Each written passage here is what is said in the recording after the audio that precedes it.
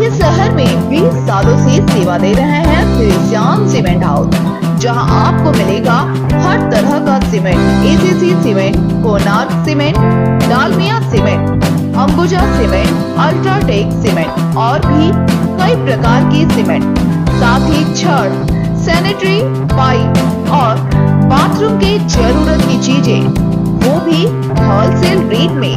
तो आज ही आए।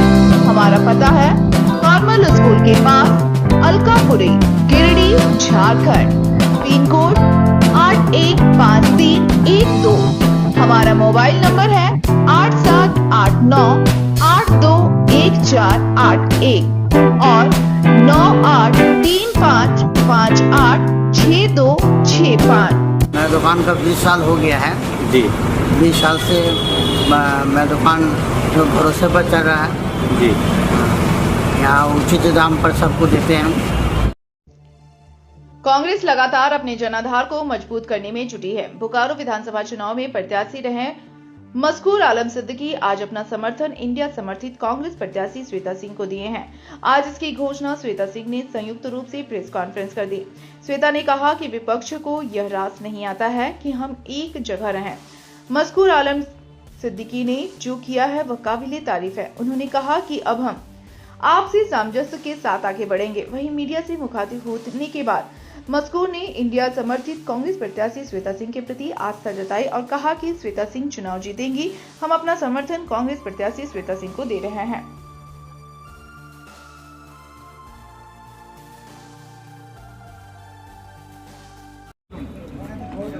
मशकूर जी के आलम के आने से कितना मजबूत हुआ? मशकूर भाई के आने से निश्चित तौर पे मेरे इस पूरे परिवार को बहुत मजबूती मिली है और एक संदेश भी जाता है उन बुरी शक्तियों को जो इस परिवार को तोड़ना चाहता है और जो यहाँ पे नहीं चाहता है कि बोकारो में बेहतर बदलाव आए और हमारा बोकारो एक विकसित बोकारो हो और आपसी सामंजस्य के साथ हम लोग आगे बढ़ें।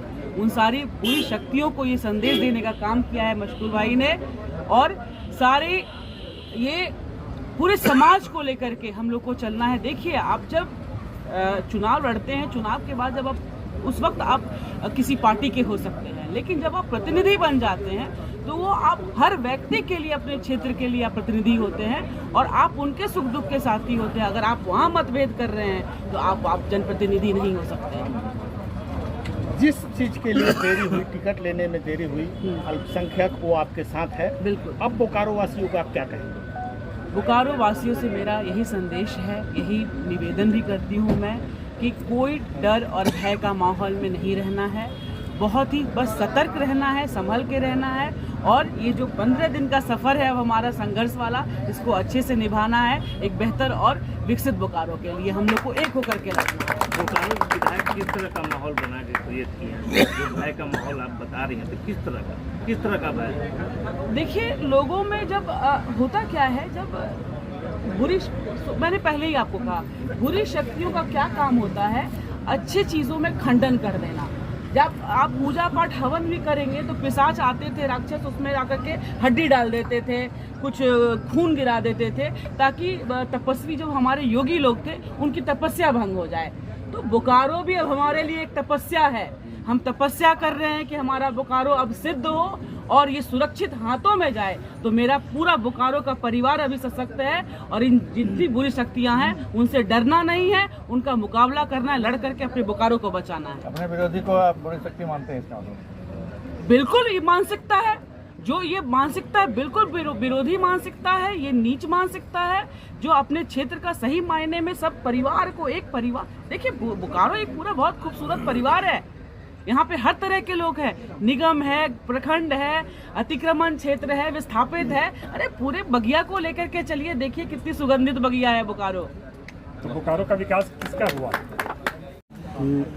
बटोगे, कटोगे?